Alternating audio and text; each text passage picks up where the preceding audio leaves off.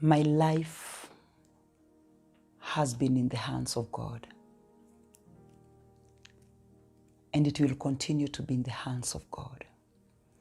And I know your life too is in the hands of God. I'm celebrating 50 years. My birthday. And I'm glad, not that I'm sad about it, no. I'm celebrating it because I'm excited when I see what God has done. But even when I was celebrating, my mind went way back when I was a little girl. From Loitoktok, Rombo, when I was in primary school. Nikisoma. My parents were business people. And so because they were in and out of home, we had a house girl. As young as I was, because I remember I was between class 5, class 6 there. And by the way, we are 6 siblings. I am the firstborn. And out of 6, I used to be told that I was the ugliest. Our household would start by the most beautiful one or the handsome one, and I would be the last one.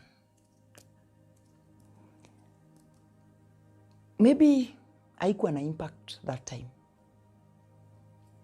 Maybe sikufeel anything about it that. But you know, there is power. There is power in every word that is spoken. Anyway, I grew up and I went to secondary school somewhere in Machakos. And when I was in Form 2, we had a challenge in the family. My parents got separated. And as a firstborn, what do? And in this case, ilikuwa tricky because when my parents fought, my mama akaenda, akarudi kwao. We were left with my dad. And my dad later also went back to Nairobi. And so I was left with the children. I was the father, I was the mother. The good thing about all this, because I knew Christ. Maybe that is the reason why, I don't know, let me not say it didn't affect me, because there are things ambazo hazikuwa affect that time, but zinakuja kuku affect later, knowingly or unknowingly. But the good news is, when you have God, when you have Christ, He helps you, knowingly or unknowingly. Una go through them, bila hata we kujua umeenda through them aje. So, I'm celebrating 50 years. Tumesharudi, tumeachwa. After that now, the house was a rental. We could not be able to pay. We packed our things, came to Nairobi to my father's. My father's asked us to go to where mom was. We went to my mom's place. And that is how things were, and they were left that way. It was not easy for my mom with 6 children. My education was over. And nothing else was left but to do casual works. And that is how I ended up being a house girl. A house girl. I went to some place in Dandora and I did it for some months. And by the way, did I say mimi nimekuwa mtu wa mjengo? Nishaijenga. Even today tukienda Ushags napitianga hapo naona hiyo factory, and I remember I see that little girl, that young girl, na kakoto amebeba anapelekea mafundi, na maji ya kumwagilia kule kulijengwa jana, na kubeba mawe kuyasongesha mahali fundi wako karibu. The good news is, bado nilikuwa na Mungu. I was born again, even that time. And that's the beauty of all the challenges that we go through. Not that I'm saying it is beautiful to be in any challenge. But the beauty of it is when you have Christ, because there is hope. Leo watu wananiangalianga, wanaona beautiful lady, a lady who is doing well. If I call it the way we are called, celebrity, woman of God, all those names. But there is history behind.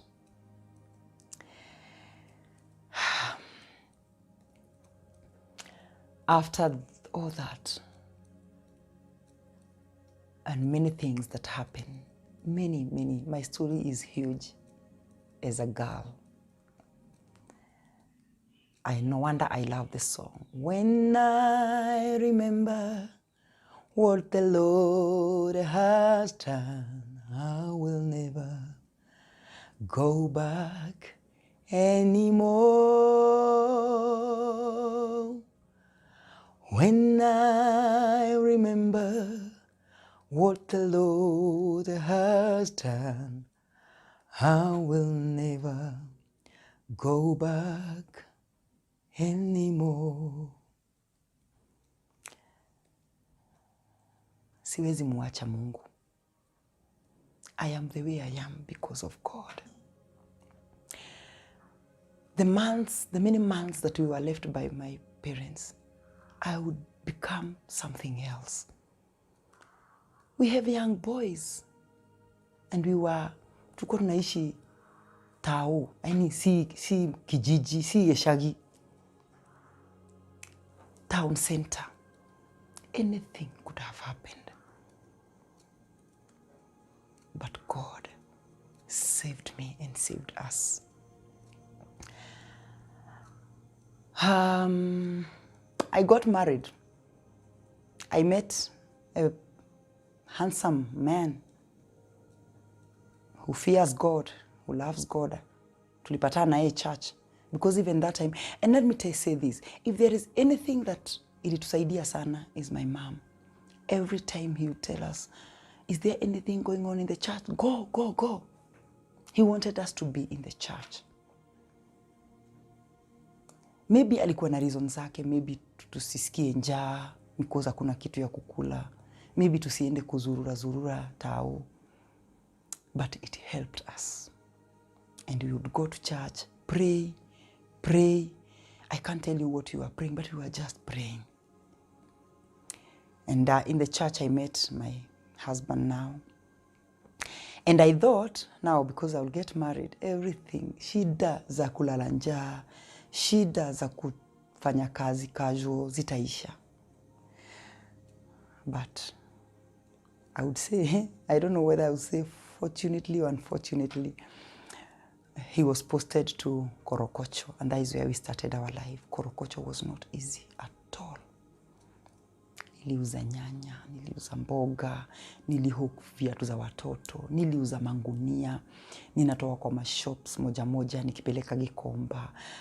Oh, so many things I did.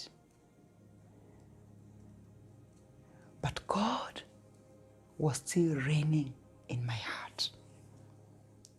I am encouraging you, whatever thing that you are going through, let God be the center of each and everything within and without you. What else can I say? We went through what we went through. Challenge za uimbaji, a lot of them. Being despised. Unaenda mahali, expect utapewa wimbo, uimbe, unanyimwa. na najua waimbaji wengi wanapitianga hayo mambo. Don't lose hope. Ninaambiwa nyimbo zangu, utunzi wangu ni mzuri. I have beautiful songs. But why should I sing like a man? That voice, I should try to rectify my voice. And with all stupidity, going back home, praying, asking God, please, nipatie sauti ya mwanamke, God. But you know, those kind of prayers, I think God will never answer.